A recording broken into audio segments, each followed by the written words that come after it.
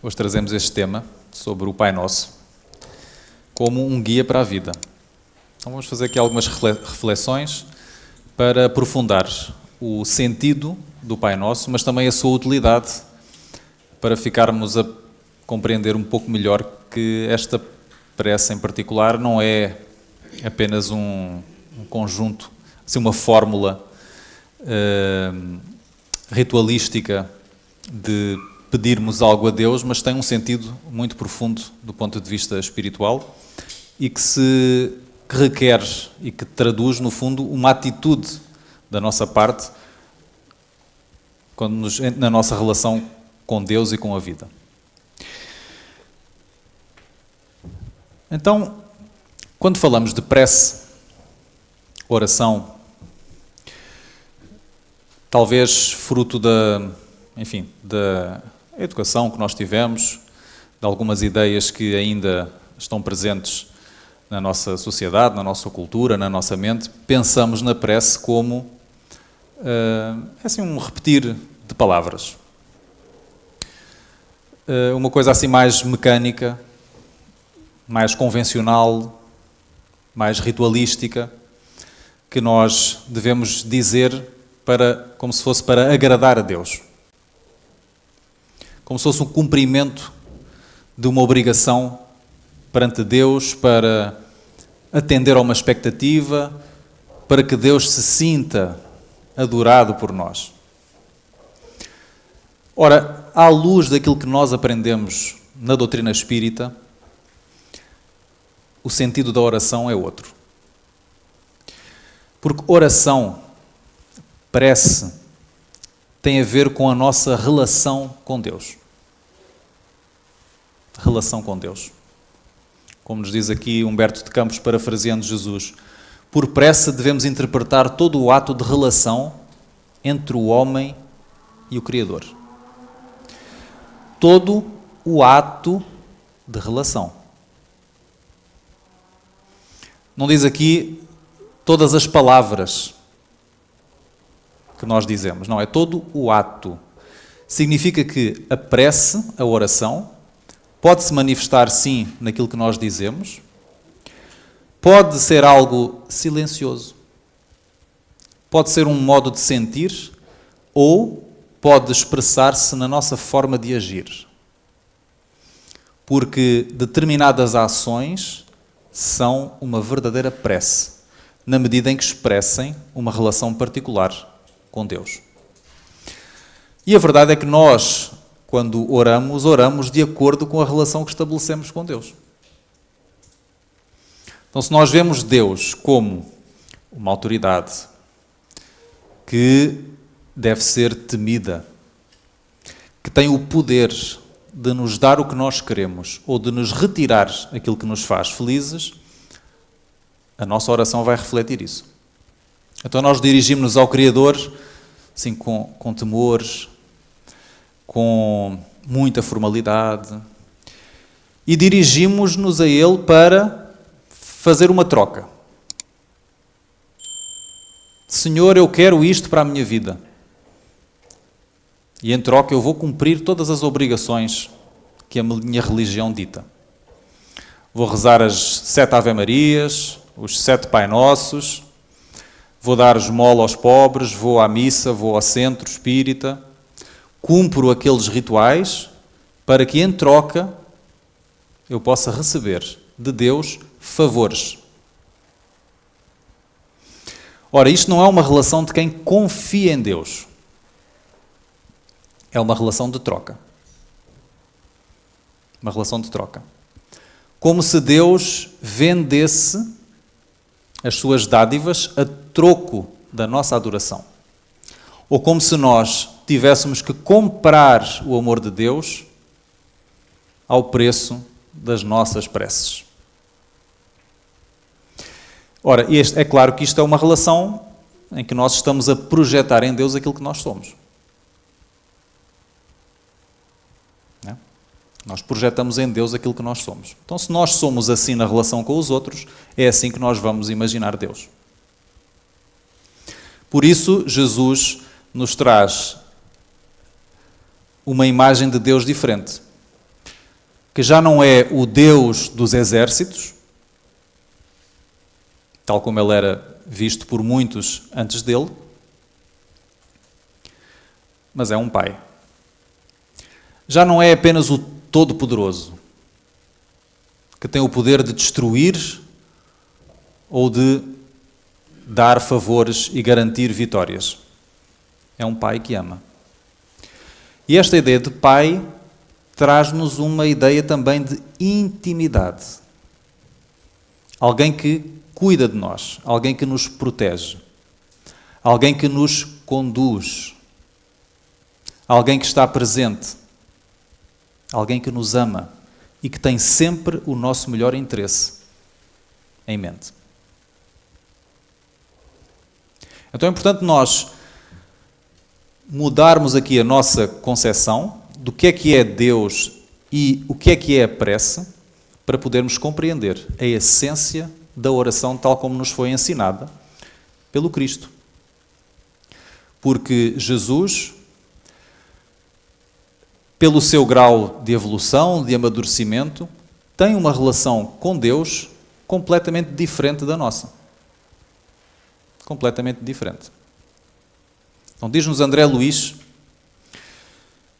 que os espíritos da hierarquia do Cristo, essas entidades angélicas, vivem num processo de comunhão indescritível com o Criador. Logo, nós não fazemos ideia do que isso seja, mas certamente não tem nada a ver com o que quer que nós possamos imaginar. Mas é um processo de comunhão. Comunhão. E, portanto, é com base nessa experiência de comunhão com Deus, com o Pai, que Jesus nos ensina a orar. Então ele vai nos dizer, não obstante a confiança expressa na oração e a fé tributada à providência superior, é preciso colocar acima delas a certeza de que os desígnios celestiais são mais sábios e misericordiosos do que o capricho próprio. Isto é uma fala de Jesus, aqui nesta obra contada pelo Espírito Humberto de Campos, através do médium Francisco Cândido Xavier, num diálogo com o apóstolo João, em que João queria compreender um pouco melhor a oração. E Jesus traz esta ideia de que orar, estar em relação com Deus, deve, acima de tudo, refletir a nossa certeza acerca dos propósitos de Deus a nosso favor. A certeza de que o que quer que seja que Deus determina é para nosso bem. E que os nossos caprichos devem sempre ficar em segundo plano. Porque nós não sabemos, nós não temos a sabedoria do Criador. Ele é que é a inteligência suprema, não nós, e portanto Ele sabe melhor. Então, confiando em Deus, nós aceitamos e colocamos em primeiro lugar a sua vontade e o seu desígnio. Isto exige da nossa parte uma profunda humildade. De compreendermos e aceitarmos os limites da nossa sabedoria, os limites do nosso entendimento. Porque a verdade é que nós achamos que sabemos o que é melhor para nós, mas não sabemos assim tanto. Por isso é que continuamos com tantos problemas para resolver na vida e tantas tribulações que nós não conseguimos vencer. E por isso é que, enfim, olhando para a nossa vida e olhando para o mundo à nossa volta, não é difícil concluir que nós estamos muito longe de saber como construir uma vida individual e coletiva verdadeiramente feliz. Nós ainda não sabemos como fazê-lo. E a prova disso é a nossa vida. Porque se nós soubéssemos, nós já vivíamos isso. Nós não sabemos. Mas Deus, que é inteligência suprema, todo bondade e justiça, sabe. E é Ele que conduz os processos que orientam toda a vida no universo infinito. E o nosso grande problema existencial é o distanciamento de Deus. Nós convencemos-nos que eu é que sei. Eu é que sei. Agora eu é que determino as regras da minha vida. E é exatamente isso que vai acontecer. Nós determinamos as regras da nossa vida e vamos sofrer as consequências das regras que criamos. É assim à maneira de um adolescente irreverente. Todos nós já fomos adolescentes, muitos de nós, eu ainda não, mas alguns já foram pais de adolescentes, ou são, e conhecemos essa experiência, não é? Para que o jovem possa construir a sua identidade, há um momento em que ele diz, não, se os meus pais não sabem nada, eu é que sei. E são pessoas de outro tempo, não percebem nada dos tempos da atualidade, eu é que sei o que é bom para mim e eu vou fazer o que eu muito bem entender. E é claro, eles vão viver essa experiência e mais tarde ou mais cedo vão chegar à conclusão que, afinal, não sabem assim tanto quanto pensam. Todos nós vivemos isso. E, portanto, é fácil de perceber que isto também exista na nossa relação com Deus. Ao longo da nossa trajetória evolutiva enquanto espíritos imortais. E agora o nosso desafio é aceitarmos que, afinal, nós não sabemos assim tanto quanto pensamos. E que talvez seja melhor deixar-nos conduzir por quem sabe. Então, nós somos espíritos imortais num processo evolutivo. E onde é que esse processo evolutivo vai dar? Alguém já lá esteve? Nós não sabemos onde isso vai dar. Sabemos, dizem-nos, vamos ser espíritos puros. Ok. Mas o que é isso? O que é isso? Não fazemos ideia. Temos uma pálida ideia quando estudamos a vida de Jesus.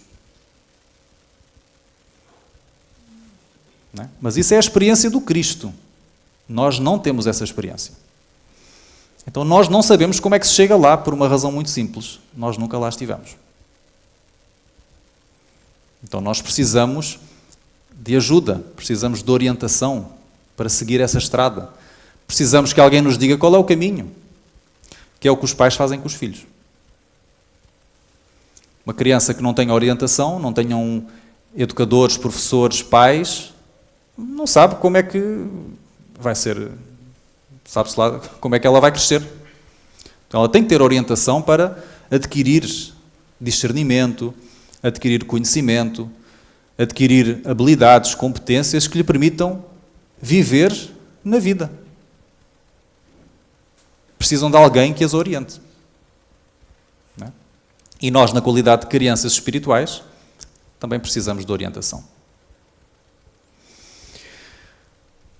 Então, neste sentido, é necessário que cada um se una ao Pai, comungando com a sua vontade generosa e justa,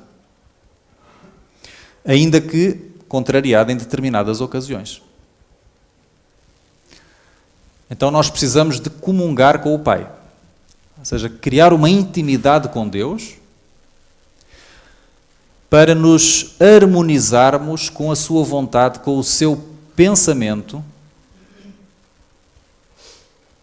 mesmo que isso muitas vezes signifique sermos contrariados nos nossos desejos. E a vida faz isso connosco maravilhosamente. Nós queremos uma coisa e surge uma contrariedade que nos impede de alcançar. Nós esperamos que determinadas pessoas à nossa volta nos tratem desta maneira, nos tenham em determinada estima e essas pessoas vão ter um outro comportamento connosco, contrariando as nossas expectativas. Gostávamos que as nossas mulheres, os nossos maridos, se comportassem assim. que os nossos filhos se comportassem assado.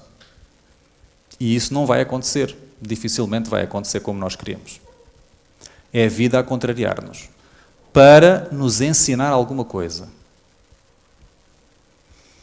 Muitos sonhos que nós temos, e muitos deles nós não vamos realizar.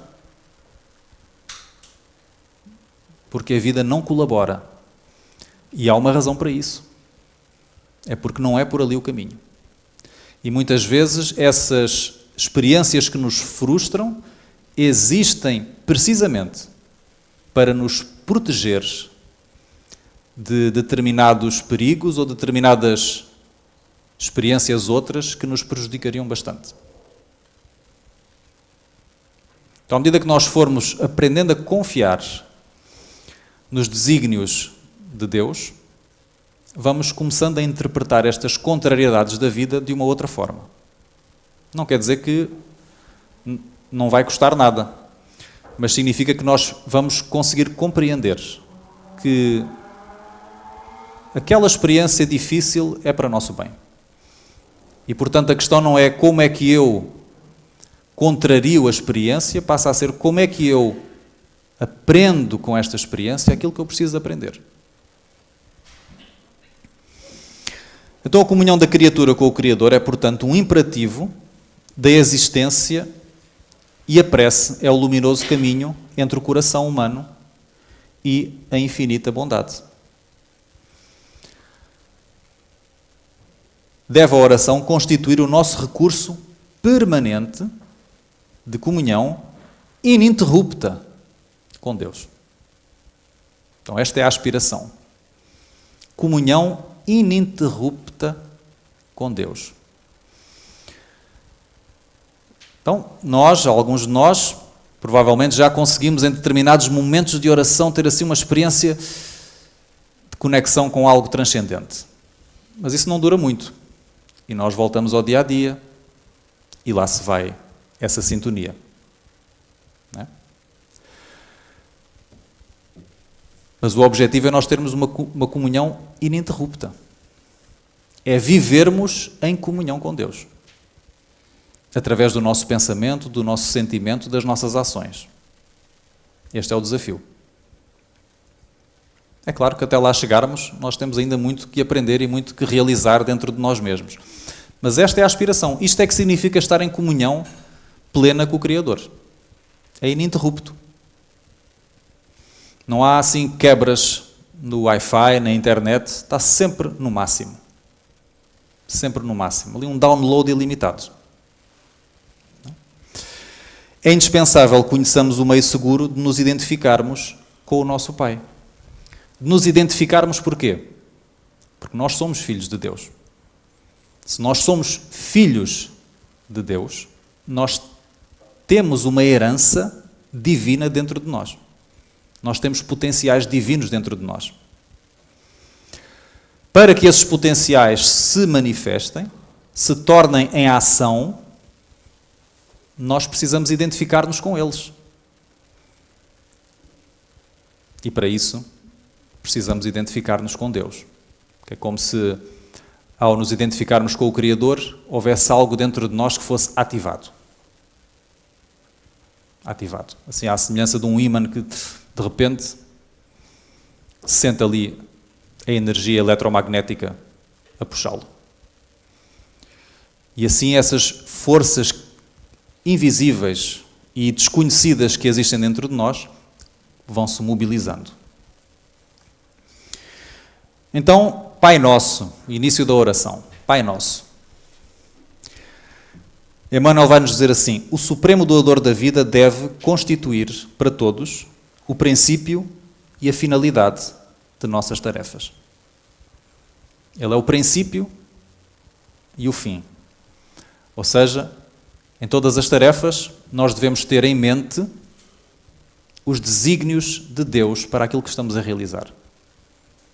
Qual a utilidade daquilo que eu estou a fazer? O que é que Deus pretende através desta tarefa que me compete realizar? Através desta experiência que eu estou a realizar? E deve ser a finalidade, para que a sua vontade se cumpra e para que nós cresçamos com essa tarefa e nos aproximemos um pouco mais do Criador. Porque todas as experiências que nós vivemos, que nos são trazidas pela própria vida, permitem ativar potenciais divinos em nós. Todas. Todas elas. Se convivemos com uma pessoa que é bruta, nós somos convidados a exercitar a paciência, o perdão, a tolerância. Se estamos num meio que nos convida a determinados comportamentos inferiores, isso é um convite à resistência, à força de vontade, a dizermos que não. Então, todas as experiências permitem desenvolver os potenciais divinos que existem em nós e que têm a ver com o nosso autodomínio. Autodomínio. É necessário começar e continuar em Deus, associando os nossos impulsos ao plano divino, a fim de que o nosso trabalho não se perca no movimento ruinoso ou inútil.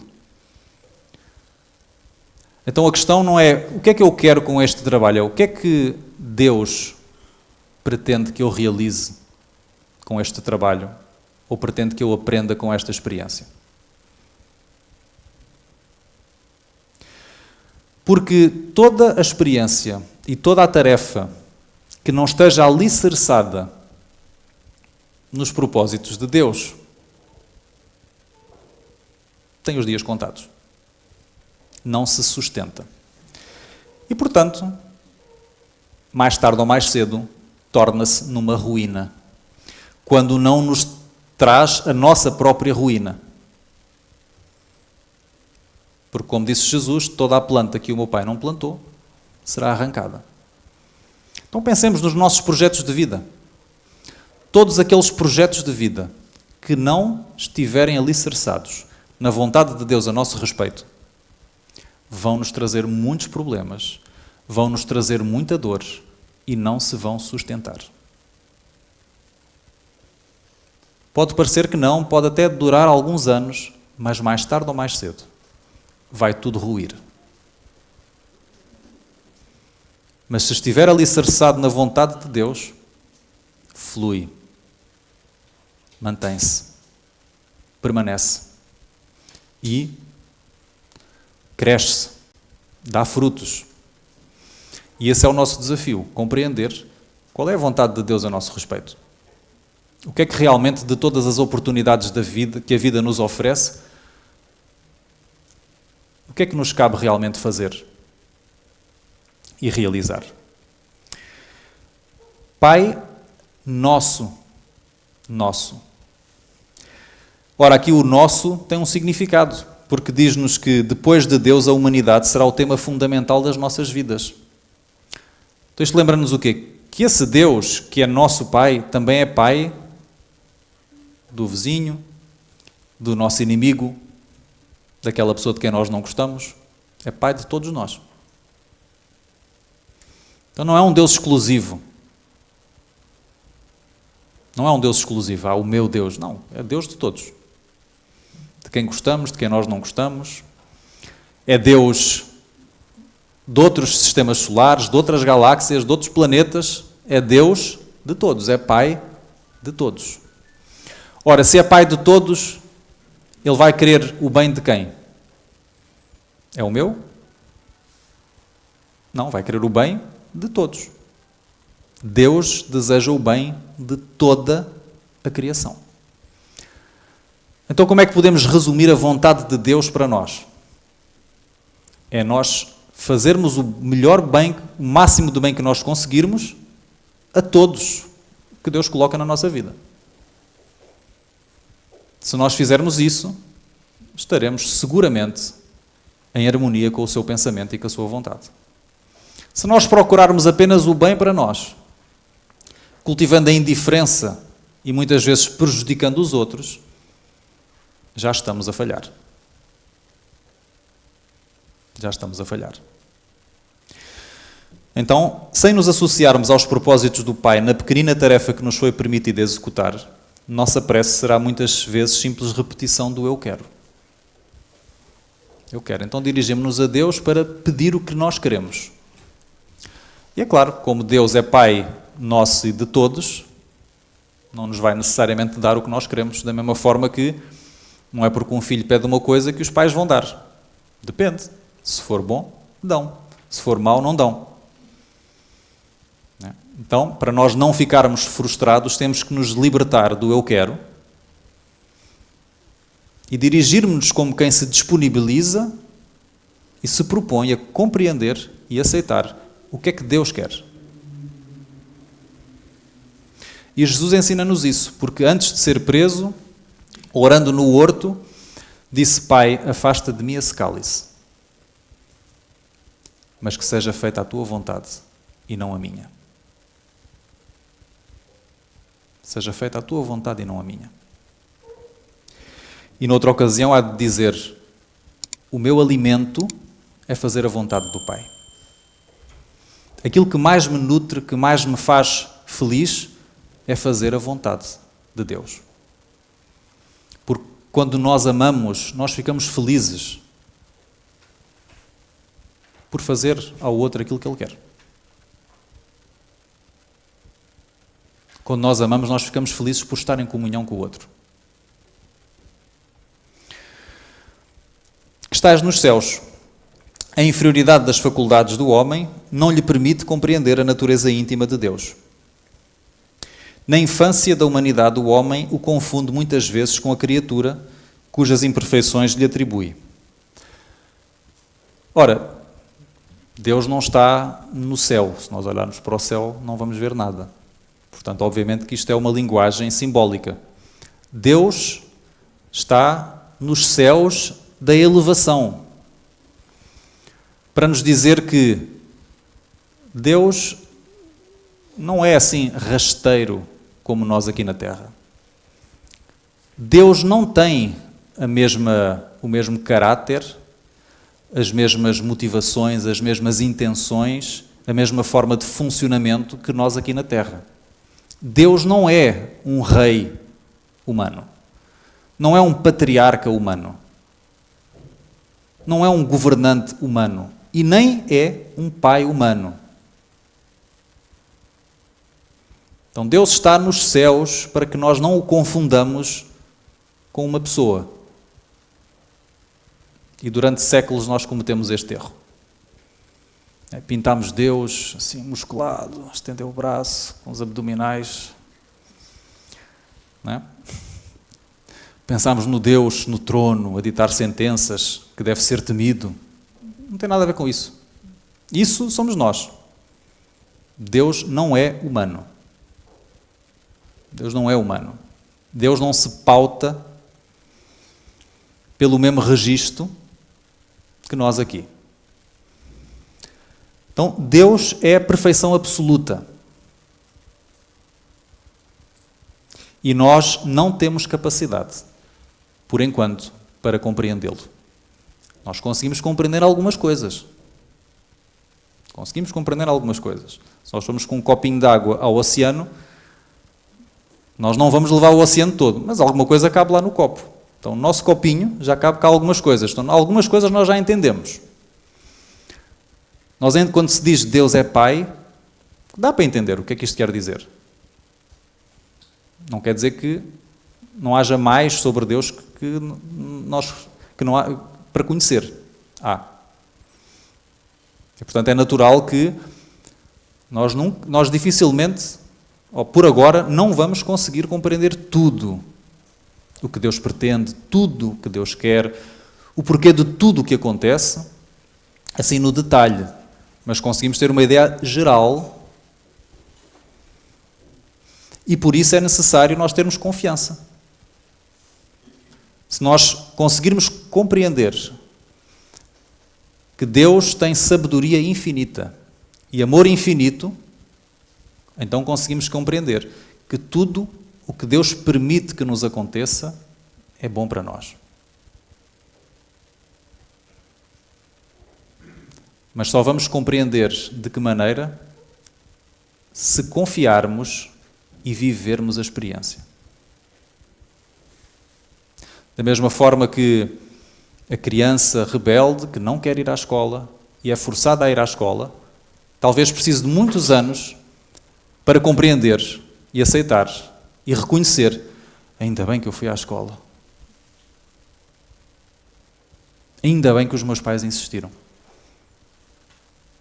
Para que eu comesse os legumes, para que eu fosse à escola e fizesse uma data de coisas que na altura eu não queria fazer. Porque havia uma intenção positiva. E às vezes nós precisamos de tempo para compreender o que é que de bom vai sair da experiência. Então, se nós confiarmos em Deus, nós permitimos-nos viver a experiência. Sem rebeldia, sem revolta, vivemos com confiança. E mais tarde ou mais cedo as respostas surgem. Santificar a Deus é viver de acordo com a sua vontade, que é servirmos aos outros e fazermos o máximo de bem que pudermos com os recursos que temos e com as oportunidades que a vida nos oferece. Então, os que santificam a Deus são aqueles que se predispõem a fazer o bem e a ajudar, a servir, a ser úteis. E isso é santificar Deus. Então, nós fazemos planos para a vida, para sermos felizes, e até nos pode trazer algumas coisas boas, mas a felicidade plena é o plano dele, não é o nosso. Então, portanto, nós interiorizarmos isto. Nós, na nossa prepotência, muitas vezes queremos que sabemos o que é que vai funcionar para nós. Mas não sabemos. Estamos equivocados. Então, se quisermos alcançar a verdadeira felicidade, o desafio é compreender e seguir o plano dele. E como é que Deus sabe o que é que nos vai fazer verdadeiramente felizes?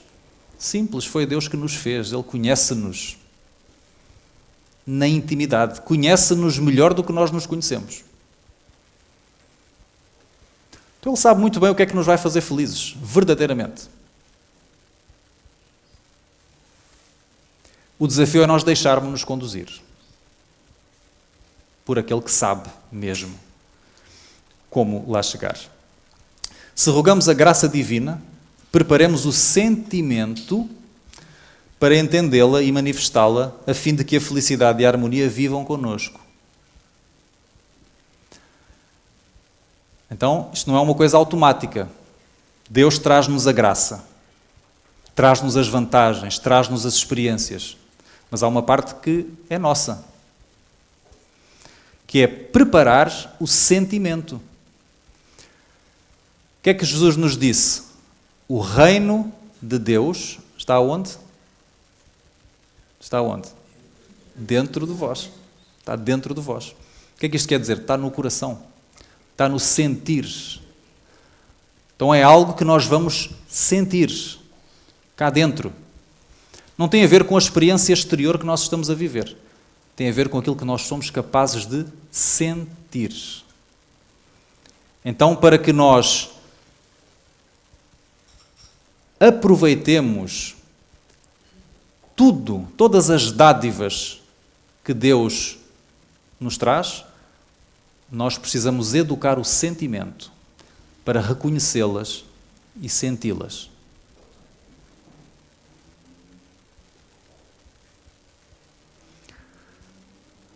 Então isto implica mudar alguma coisa cá por dentro. Na nossa forma de ver, na nossa capacidade de aceitar, no nosso entendimento. Então há um trabalho que nós temos que fazer por dentro. Por dentro. Então tudo o que são sentimentos relacionados com revolta, por exemplo, ódio,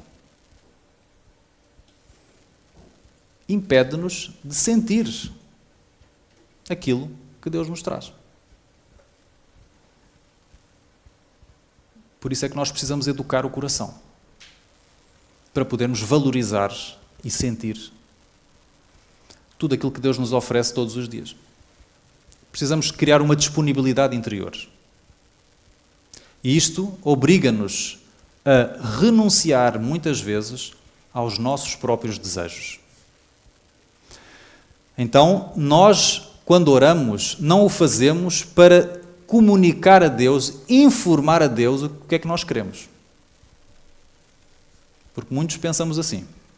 Eu tenho que dizer a Deus o que é que eu quero, que é para Ele me dar. Como se Deus fosse o Pai Natal.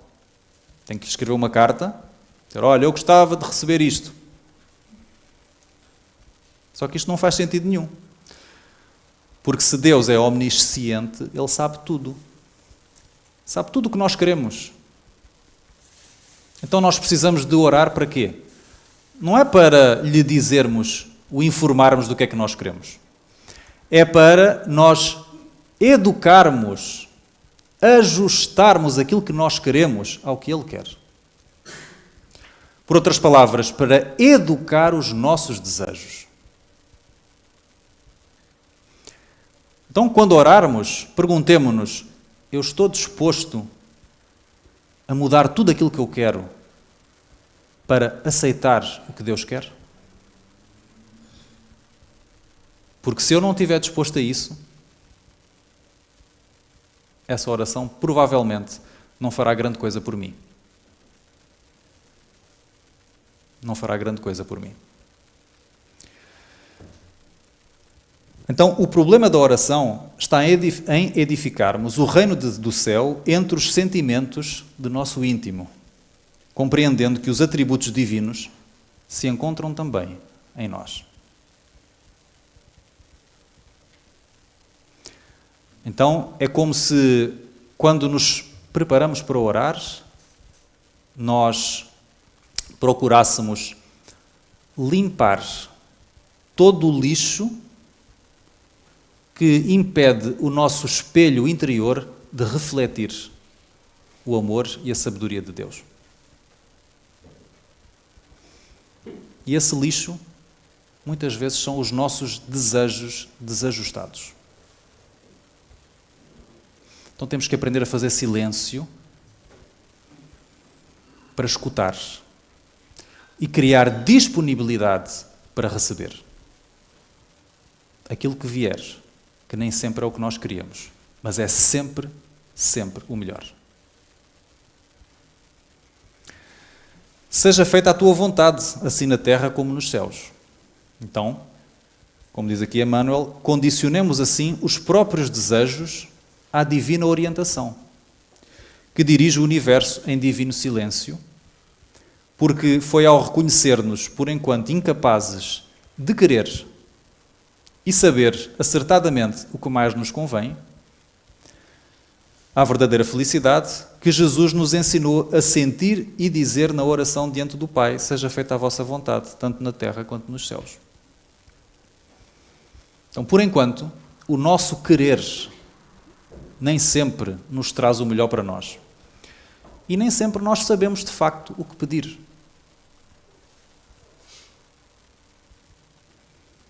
Então o desafio é condicionarmos os nossos desejos à orientação de Deus. Então, aqui na Terra, assim, neste planeta chamado de provas e expiações, em que nós ainda somos espíritos imperfeitos, ainda estamos a aprender a cumprir a vontade de Deus. Nas esferas superiores, essa vontade é cumprida integralmente. Então nós precisamos aprender a cumprir aqui a vontade de Deus, como ela já é cumprida nas esferas superiores. Então, enquanto orares, pedindo ao Pai a satisfação dos teus desejos e caprichos, é possível que te retires da prece inquieto e desalentado. É como a criança que vai pedir aos pais, sei lá, alguma coisa que não lhe convém, um doce, um chocolate antes do jantar, e vai receber um não, e vai ficar frustrada. Mas sempre que solicitares as bênçãos de Deus a fim de compreenderes a sua vontade justa e sábia a teu respeito, receberás pela oração os bens divinos do consolo e da paz. Então, peçamos a Deus, ajuda-me, Pai, a compreender o que queres que eu faça. Qual é o caminho que tu desejas que eu percorra? Qual a decisão que tu desejas que eu tome? Ajuda-me a enxergar o que eu ainda não enxergo. Ajuda-me a compreender o que eu ainda não compreendo. E ajuda-me a aceitar a tua vontade.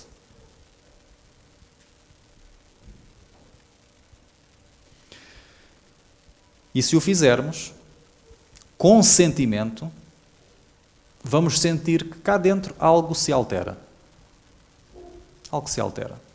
Porque o que nós estamos a dizer a nós mesmos é: aceita, aceita. Aceita aquilo que a vida traz. Não vamos resistir, lutar contra a vida, porque quem luta contra a vida perde sempre. E dá-nos o pão de cada dia. Ora, o pão de cada dia, aqui não é no sentido de não vamos fazer nada e o pão cai do céu, porque nós sabemos que não é assim que funciona. Mas sabemos que Deus, através das leis, da natureza e da vida, traz-nos todos os recursos para que nós, através do trabalho, possamos, a partir daí, criar o nosso sustento. Então vemos como há sempre aqui uma colaboração. Deus faz uma parte, mas nós temos que fazer a nossa. Deus faz uma parte, mas nós temos que fazer a nossa. Há sempre algo que Deus nos oferece, mas depois há um movimento em resposta que temos que ser nós a fazer. Temos que ser nós a criar disponibilidade interior. Temos que ser nós a aprender a escutar. E temos que ser nós a fazer esforço para aproveitar e extrair daquilo que Deus nos oferece o resultado.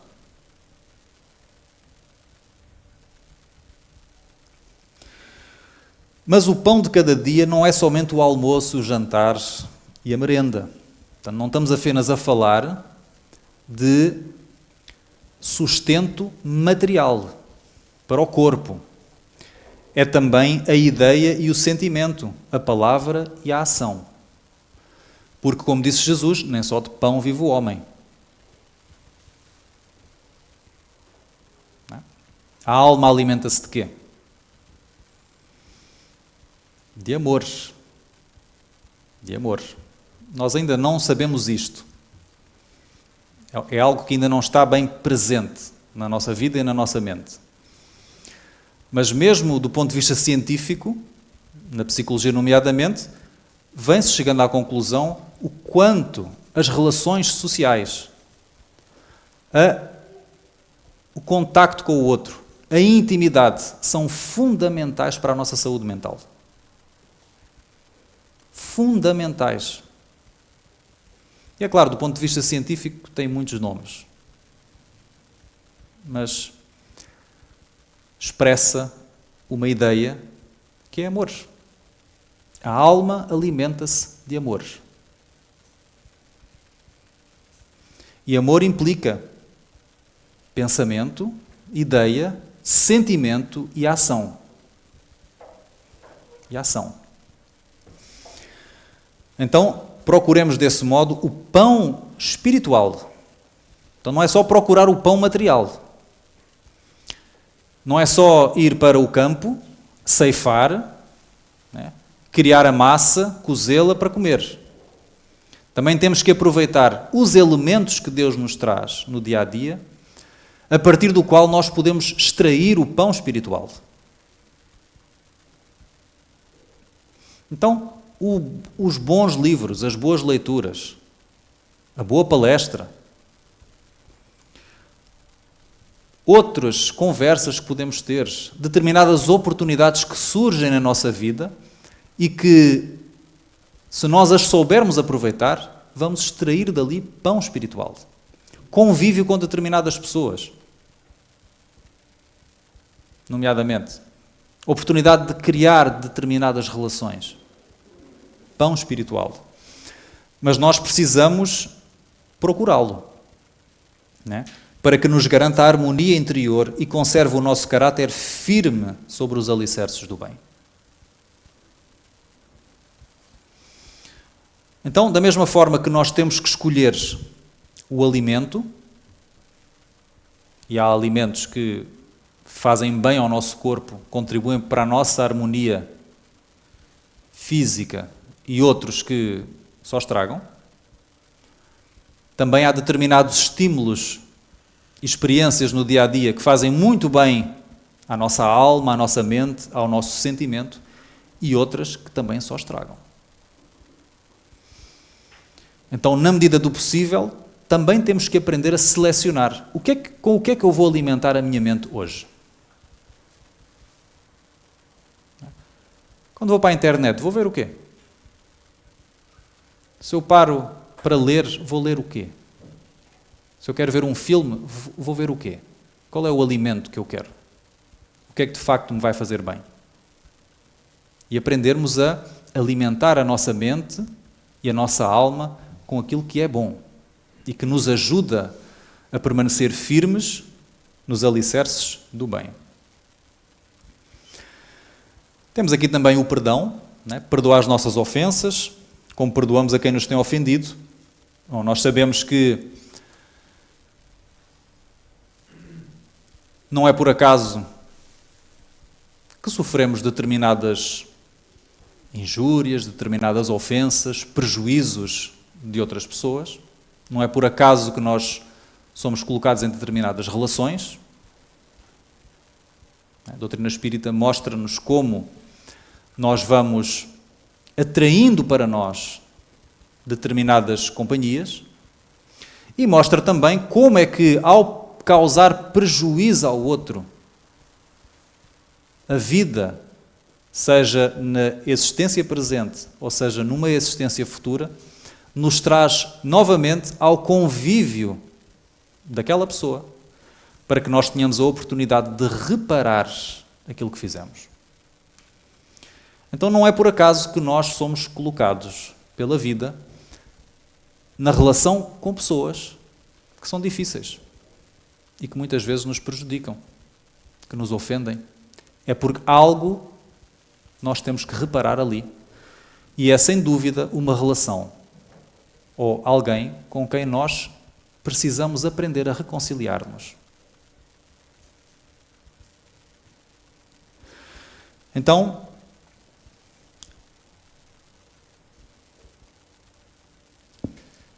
a forma como nós nos posicionamos diante das relações vai determinar a nossa experiência, seja presente, seja futura. Muitas vezes nós vamos alimentar, mesmo que não causemos um prejuízo direto ao outro, vamos alimentar mágoas,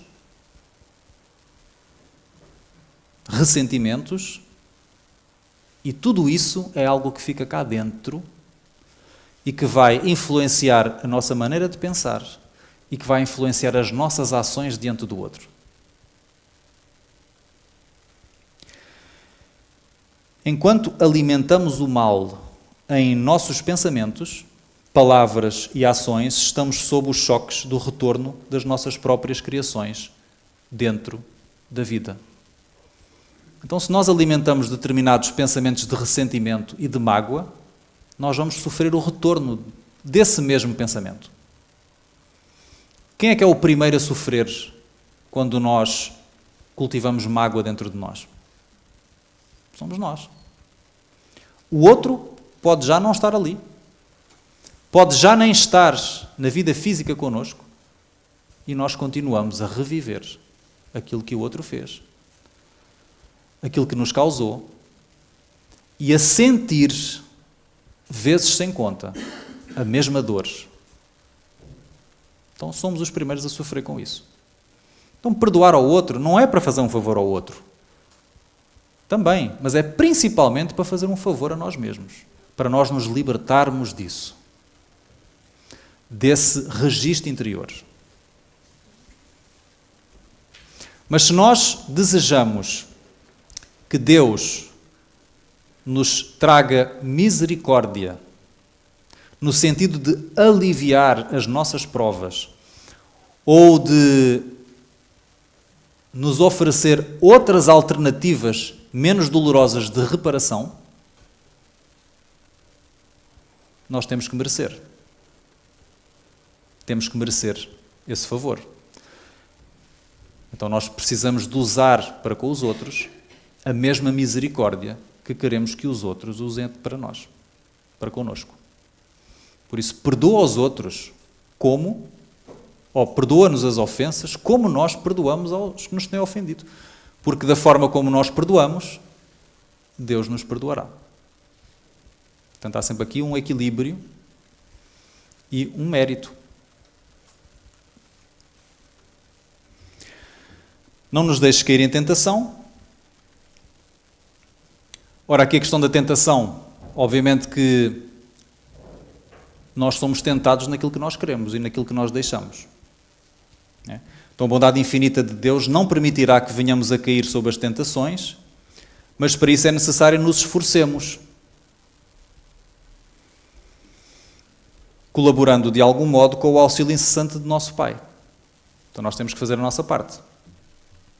Deus oferece-nos, nomeadamente através dos benfeitores espirituais que nos acompanham, o amparo, muitas vezes a força necessária, mas nós temos que fazer o nosso esforço. Não podemos simplesmente ceder a tudo aquilo que nos aparece e depois esperar que seja Deus a resolver o problema. Portanto, mais uma vez, nós temos que fazer a nossa parte. Temos que fazer o movimento. Ora, uma dos recursos que Deus nos oferece para nos proteger contra as tentações é justamente o trabalho. O trabalho útil. Porque isso ocupa a nossa mente, mobiliza as nossas energias com um foco construtivo, produtivo. Há aquele ditado que diz: cabeça vazia, oficina do diabo. Não é? Então, melhor proteção contra tentações, contra determinados desejos que nós possamos trazer cá dentro e que não nos trazem coisas boas, é ocuparmos a nossa mente em tarefas mais produtivas.